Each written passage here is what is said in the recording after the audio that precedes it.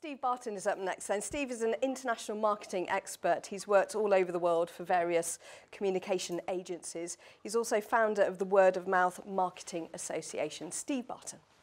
Thank you.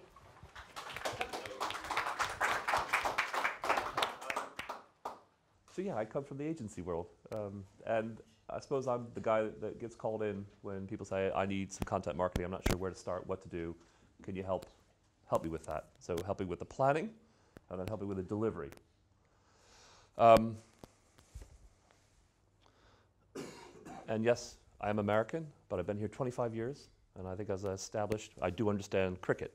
So I don't know what that makes me, but there you go. So, sad. I really had to fight the impulse to talk about baseball there, but I'm not going to do it. So here it is. Within 120 seconds, I hope, I've given you some value. The good news is I'm not going to go through that in detail, but you will have that slide to go away with. But what I would encourage you is if there is a process, there's a method that will deliver you to a better content marketing strategy. And if you follow this method here, you don't have to sort of boil an ocean at every step of the process. But if you assess, audit, plan, develop, deploy, and then measure, you will have a good program. So it's a matter of going through those steps, applying them as appropriate for your company, your brand, and your target audience. What I am going to do today is I'm going to talk through what I've found are 5 practical hints and tips when I've worked through stuff like that with big international clients as well as smaller clients here in the UK. Because there are some things that you can cut corners with or get to a bit of insight for your audience without having to boil the ocean. So I'm going to focus on 4 or 5, I think, 5 hints and tips, real boots on the ground practical stuff. All right? That will be available to you in the leave behind. So my first one is be a detective in 2 areas. The first one is Google. It is amazing how much you can find if you go on and you put in a search in the language that your customers use, or your prospects use. That's a pretty big if, okay? Because usually what we all do, and it's not your fault, it's what we do. You know, you go in and you put in a search for the language that you want to use most often, or you want to get across. But if you go in and put the language that people are searching, and sometimes it's misspelled and sometimes it doesn't make sense, then you will find out what people are being served up and the information they're getting. 2 quick anecdotes on that. IBM looked at that. IBM are really good at content marketing. They have PR experts who deliver materials for events and get people pulled through, but they decided to flip it on its head. So rather than go with the systems integration phrase that they would often do at the top of their bills for the events or material, they flipped it and they just went with what people are searching most often. And they saw, I think it was a 150–200% increase. They also tied it with video, interestingly. They did shorter videos that answered the specific question in the language the person was using and then pulled them through to a deeper, more detailed or more sophisticated content answer. And that is what IBM does now. Quick, answering the questions that people are asking in their language, pulling them through, getting them to more detailed information, not trying to answer the world in one quick step. The second thing, which Tim mentioned on, is what I call watering holes. So as you go through, you're searching on Google for the phrases, very quickly you will come to the watering holes. MoneySavingExpert.com. Has everybody been on MoneySavingExpert.com? Yeah, it's brilliant. About 9 million people go on that. You imagine if you could start a magazine tomorrow with 9 million people, you would, you know. And other ones, Mumsnet for mums or parents of families, another example. These are watering holes. This is a wonderful, cheap, intelligent way to get insight into what your audience is going for. You go into this, you follow the string, you see the information, the questions, the answers that people are looking for, and then you have an idea of the kind of stuff that you need to focus on in your content marketing if you want to engage people. Now, a quick anecdote on that. Infographics. A lot of people ran to infographics, particularly about 2 years ago. And what some big brands found when they were doing research is infographics are quite pretty. By the way, they're kind of expensive to pull off well. And they get passed around a lot. But there's not much depth to the engagement. So ping, ping, ping, ping, it gets sent around, often more than a lot of other content.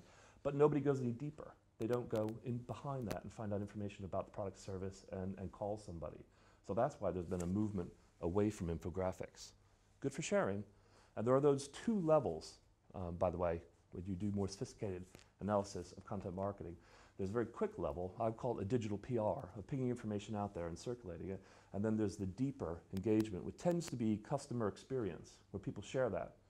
Lower incidence, but higher engagement, around engagement, higher incidence of circulation, lower engagement. The truth is you need both. But don't expect one to do the job of the other. Does that make sense? It's about making sure you do both. So being a detective, start with Google and then hit the watering hole. This very elegant PowerPoint visual. I'm a bit better at content marketing than I am at PowerPoint, I have to admit. But this kind of came out of a big worldwide conference call on Zurich Insurance, and Daniel might have been on that call. We were doing a content marketing program, and as part of that methodology, we were auditing the available content, and we asked a very senior, important woman from Chicago to look through her files and find what information she had. Because here you go, the big thought is, you have more information than you could ever imagine. You really, within divisions, it's amazing how much content is made within corporations. She came on and she was giddy. This is a very senior ranking Zurich Insurance worldwide woman. And she was, oh my God, I can't believe how much I found. I had no idea I had so much. In my cupboards, electronic and in paper, I found all this great stuff. And then we used it for the program. We were able to use it as digital bait to pull people through the process. I promise you, once you define what people are interested in, what they want in their own language, and then you re-look at your cupboards, digital and offline, you will be able to harvest more content you could ever imagine. So I encourage you to do that. So I suppose the second hidden tip is you have more than you could ever imagine that you do. Third hidden tip is whatever the question, one of the answers is probably video content. And it's in the numbers. So I'm going to quickly read out some numbers to you, which I think makes them compelling. If you don't know these already, I hope you'll be impressed by them. People spend 2.5 times, more time rather, watching short, relevant video than, say, fishing around through printed content. Watching video increases conversion rates by 46%. That was a published number. I can tell you that on a specific program I was part of, that number is 300%. Conversion rates went up 300% if the people watched part of the video as they went through the funnel. 50% of people who watch online videos claim that they are more confident about buying. Well, it makes sense to some of the things Tim was mentioning. You have a proxy to a human that you can trust, and you move forward more easily. People who view product videos are 85% more likely to buy. According to Forrester, you get a 50 to 500% lift in SEO performance when you use video, and more and more and more.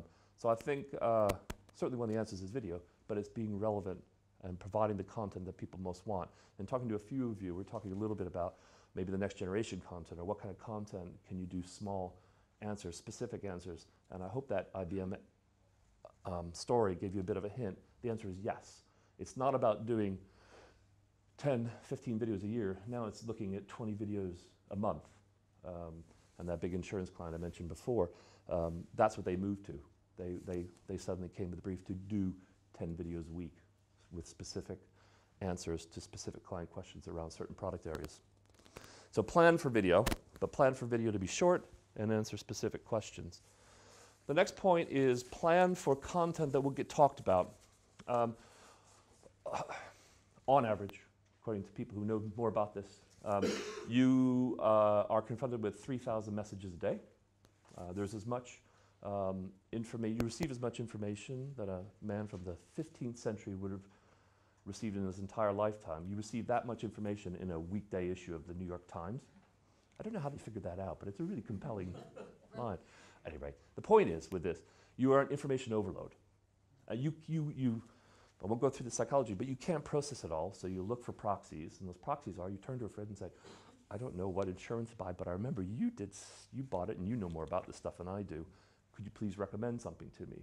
And that happens 5 times more often than advertising. People turn to friends and colleagues for information.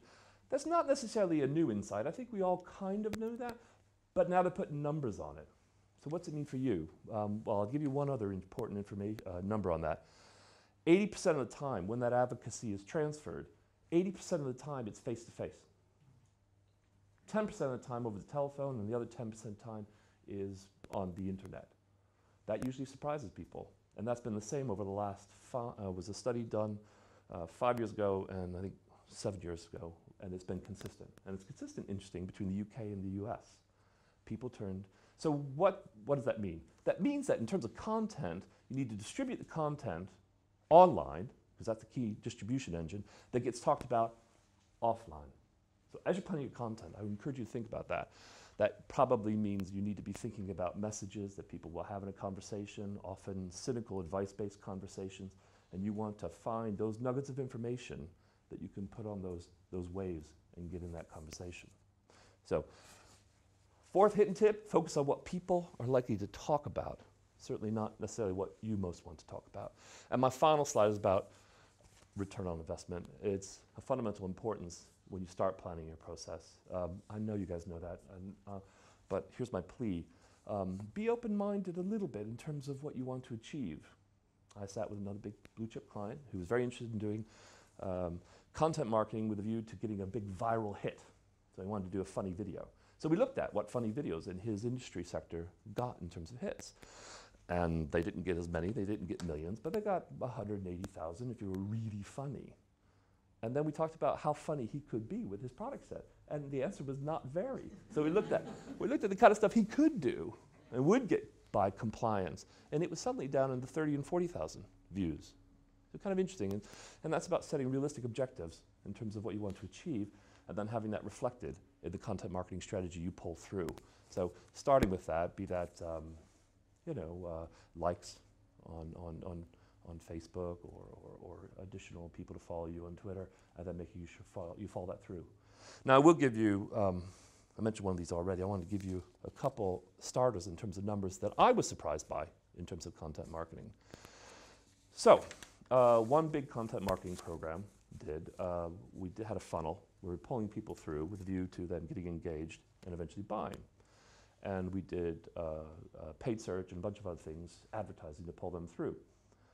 One of the first things we learned was paid search is good at pulling people in, by the way, usually tops it, but a webinar was the second and very close rival to pulling people in. We thought that, in terms of content, would be farther down the funnel in terms of converting people. Why in the world do people want to go into a detailed webinar? Maybe you can answer that for me. I'm not really sure. But it did. In terms of cost-efficient lead acquisition, it was close number 2 to paid search. Interesting, right? Second one I've already mentioned, in terms of converting, people who watch video are, this program taught me, 300% more likely to convert. I think there's a bit of a bias there. People only watch video if they are genuinely interested. But if they watch it, they're more likely to convert. And the final big insight I want to share with you in terms of numbers is people come in on one thing and often buy on another, about 50% of the time. I'm stunned by that. I don't know about you. I thought there'd be a bit of a number there, 5, maybe 10%, but about 50%. So in this case, it was an insurance brand. People might come in on directors and officers insurance, but buy real estate insurance. And that kind of boggles my mind. But it does suggest, when you're working through a content marketing program, you provide those routes and you get them in cost efficiently, and then you allow them room to go find other material. You don't overwhelm them with choices, but you do provide routes to more information. So when thinking about what you want to do and the results, do please think about those sort of numbers, because I think they'll get you where you need to go.